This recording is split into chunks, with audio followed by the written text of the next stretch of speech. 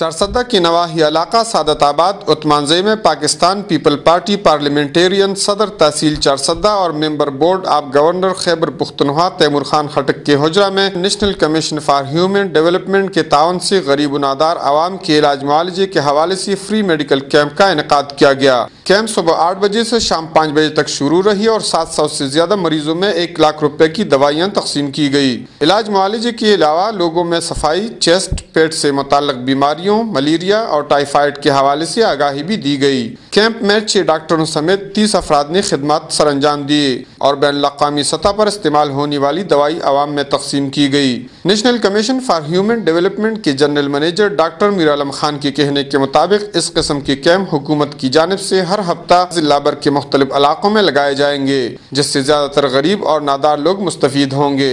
Kifayat Allah, a news, Charsadda.